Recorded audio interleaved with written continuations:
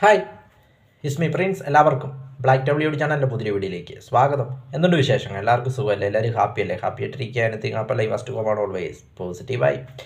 അങ്ങനെ മലയാളികൾ ആകാംക്ഷയുടെ കാത്തിരിക്കുന്ന ലാലേട്ടൻ ചിത്രം എമ്പുരാൻ ഇറങ്ങാൻ ഈ ദിവസങ്ങൾ മാത്രം. 27-നാണ് ചിത്രം തിയേറ്ററിലേക്ക് എത്തുന്നത്. എനിക്ക് തോന്നുന്നത് മലയാള സിനിമയിലെ ഏറ്റവും എക്സ്ട്രീം ഹൈപ്പ് നിറഞ്ഞൊരു ചിത്രമായിരിക്കും എമ്പുരാൻ എന്ന കാര്യത്തിൽ യാതൊരു സംശയവുമില്ല. കാരണം ഇതുവരെയുള്ള മലയാള സിനിമാ ചരിത്രത്തിൽ ഇത്രയും ഹൈപ്പുള്ള ഒരു സിനിമ വന്നിട്ടുണ്ടോ എന്നതുപോലും ആലോചിക്കേണ്ടിയിരിക്കുന്നു. അത്രയേറെ ഹൈപ്പ് നിറഞ്ഞ ഒരു ചിത്രം, അല്ലെങ്കിൽ അത്രയേറെ ഹൈപ്പോട് കൂടിയാണ് ഈ ചിത്രം വരുന്നത്. എക്സ്ട്രീം ഹൈപ്പിലാണ് ഇപ്പോൾ ചിത്രം നിൽക്കുന്നത് തന്നെ. അതിൻ്റെയൊക്കെ പ്രതിഫലനമാണ് നമ്മൾ ടിക്കറ്റ് ബുക്കിങ്ങിലും കാര്യങ്ങളിലൊക്കെ കാണുവാൻ സാധിച്ചു. ബുക്ക് മൈ ഷോയിലും കാര്യങ്ങളിലൊക്കെ കാണുവാൻ സാധിച്ചതും ബുക്കിംഗ് തുടങ്ങിയ ഉടനെ മണിക്കൂറുകൾക്കകം സെർവർ ഡൗൺ ആയതുമൊക്കെ നമ്മൾ കണ്ടതാണ്. അത്രയേറെ റഷായിരുന്നു ബുക്കിങ്ങിൽ. ഏതായാലും പ്രീസെയിൽ തന്നെ 30 കോടിക്ക് മേളിൽ പോയി എന്നാണ് ഇപ്പോഴുള്ള റിപ്പോർട്ടുകൾ വരുന്നത്. അപ്പോൾ ഏതായാലും ഫസ്റ്റ് ഡേ റെക്കോർഡ് ഇടുന്ന കാര്യത്തിൽ യാതൊരു സംശയവുമില്ല.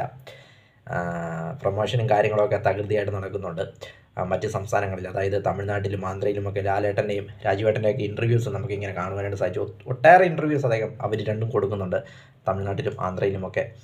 ഏതായാലും കേരളത്തിൽ ഫസ്റ്റ് ഡേ കളക്ഷനും റെക്കോർഡ് ഇടുന്ന കാര്യത്തിൽ യാതൊരു സംശയവുമില്ല. കാരണം ഇതുവരെയുള്ള ഫസ്റ്റ് ഡേ കളക്ഷൻ കേരളത്തിലെന്ന് പറയുന്നത് ലിയോയാണ്. 12 കോടിയോളം ഉണ്ടെന്ന് തോന്നുന്നു. അപ്പോൾ ലിയോയുടെ ആ കളക്ഷനും എമ്പുരാൻ മറികടക്കുമെന്നാണ് പറയുന്നത്. ഏതായാലും അതൊക്കെ വളരെ നല്ലതാണ്. കാരണം നമ്മുടെ ഇൻഡസ്ട്രി വളരണം. ഇങ്ങനെയുള്ള കൂടുതൽ കളക്ഷൻ വന്നാലേ പുതിയ പ്രൊഡ്യൂസർമാർ പണം മുടക്കുവാനേ, അല്ലെങ്കിൽ നിലവിലുള്ള പ്രൊഡ്യൂസർമാരൊക്കെ പണം മുടക്കുവാനൊക്കെ തയ്യാറാവുകയുള്ളൂ. ഇതുപോലുള്ള ചിത്രങ്ങളൊക്കെ ഉണ്ടാവുകയുള്ളൂ. അതുകൊണ്ട് തന്നെ റെക്കോർഡുകൾ തിരുത്തണം, പുതിയ റെക്കോർഡുകൾ വരണം, കളക്ഷനുകൾ കൂടണം. എങ്കിലേ നമ്മുടെ ഇൻഡസ്ട്രി വളരുകയുള്ളൂ, നമ്മുടെ മലയാള സിനിമ വളരുകയുള്ളൂ. ഏതായാലും രാജ്യം മൊത്തം അറിയപ്പെടുന്ന, അല്ലെങ്കിൽ രാജ്യം മൊത്തം വെയിറ്റ് ചെയ്യുന്നൊരു സിനിമയായിട്ട് എമ്പുരാൻ മാറിയിരിക്കുകയാണ്. അതായത് നമ്മുടെ ബ്രാൻഡായ ലാലേട്ടനെ മുൻനിർത്തി രാജുവേട്ടൻ ഒരു പാൻ ഇന്ത്യൻ സിനിമ എന്ന രീതിയിലാണ് ഇത് പ്രൊമോട്ട് ചെയ്യുന്നത്. ഏതായാലും മറ്റ് സംസ്ഥാനങ്ങളിലൊക്കെ നമ്മൾ അങ്ങനെയാണ് കാണുന്നത്, അദ്ദേഹത്തിന് ഇൻ്റർവ്യൂസും കാര്യങ്ങളൊക്കെ നടക്കുമ്പോൾ. ഏതായാലും പാൻ ഇന്ത്യ സിനിമയ്ക്കുള്ള മലയാള സിനിമയുടെ സംഭാവനയായിരിക്കും എമ്പുരാൻ എന്ന കാര്യത്തിൽ യാതൊരു സംശയവുമില്ല. ഇതുപോലുള്ള സിനിമകൾ ഇനിയും വരണം. ഈ ഒരു സിനിമ വലിയ വിജയമായാൽ മലയാള സിനിമയ്ക്ക് വലിയൊരു നേട്ടമായിരിക്കുമെന്ന കാര്യത്തിൽ യാതൊരു സംശയവുമില്ല. ഇതുപോലുള്ള സിനിമകൾ ഇനിയും ഒരുപാട് സിനിമകൾ ഇവിടെ ഉണ്ടാകും. ഏതായാലും ഇപ്പം അത്രയേറെ ഹൈപ്പാണ്. കാരണം ഒരു ഓൺലൈനിലായിക്കോട്ടെ ഓഫ്ലൈനിലായിക്കോട്ടെ സിനിമയ്ക്ക് വളരെ ഹൈപ്പാണെന്ന് പറയും. കാരണം സാധാരണക്കാരിലേക്ക് പോലും സിനിമ എത്തിയിരിക്കുകയാണ്. കാരണം ഒരു നാട്ടിൻപുറത്ത് പോലും സിനിമ ചർച്ചാ വിഷയമായിരിക്കുന്നു എമ്പുരാൻ എന്ന കാര്യത്തിൽ യാതൊരു സംശയവുമില്ല. അതൊക്കെ ഒരു എന്താ പറയുന്നത്, പ്രൊമോഷൻ്റെ കാര്യങ്ങളുടെ ഭാഗമായിട്ടും സോഷ്യൽ മീഡിയ പ്രൊമോഷനുകളും അല്ലെങ്കിൽ മറ്റ് ചാനലുകളുടെ പ്രൊമോഷനുകളും എല്ലാം കൊണ്ട് തന്നെ എമ്പുരാൻ മൊത്തം ചർച്ചാ വിഷയമായിരിക്കുകയാണ്. ഇതൊക്കെയാണ് ടിക്കറ്റ് ബുക്കിങ്ങിനൊക്കെ നമ്മൾ കണ്ടത്.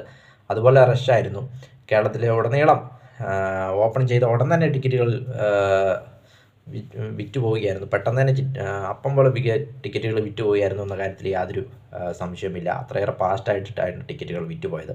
കേരളത്തിൽ മാത്രമല്ല, തമിഴ്നാട്ടിലും ആന്ധ്രയിലുമൊക്കെ നല്ല ബുക്കിംഗ് ആയിരുന്നു സിനിമയ്ക്ക്. ഓവർസീസിനുമൊക്കെ നല്ല ബുക്കിംഗ് ആയിരുന്നു സിനിമയ്ക്ക് ലഭിച്ചത്. ഏതായാലും ഫസ്റ്റ് ഡേ കളക്ഷനിൽ സിനിമ റെക്കോർഡ് ഇടുന്ന കാര്യത്തിൽ യാതൊരു സംശയവുമില്ല.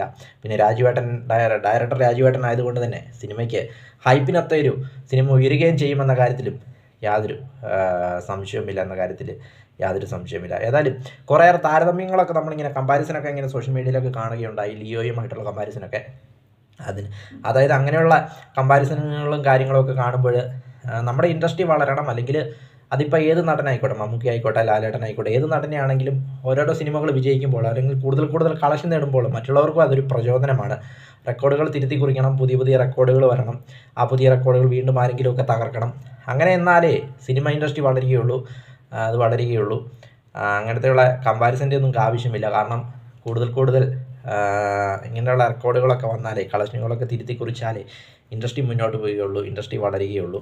കാരണം കന്നഡയ്ക്ക് KGF, നമ്മുടെ ആന്ധ്രയ്ക്ക് ബാഹുബലിയും ഒക്കെ പോലെ ഇതും നമ്മുടെ മലയാളത്തിന് എമ്പുരാനൊരു നാഴികക്കല്ലാവട്ടെ. വീഡിയോ ഇഷ്ടപ്പെട്ടാൽ ലൈക്ക് ചെയ്യുക, ഷെയർ ചെയ്യുക, കമൻറ്റ് ചെയ്യുക, സബ്സ്ക്രൈബ് ചെയ്യുക. വീണ്ടും പുതിയ വീഡിയോയിൽ കാണാം. അതുവരയ്ക്കും ടേക്ക് കെയർ, ബൈ.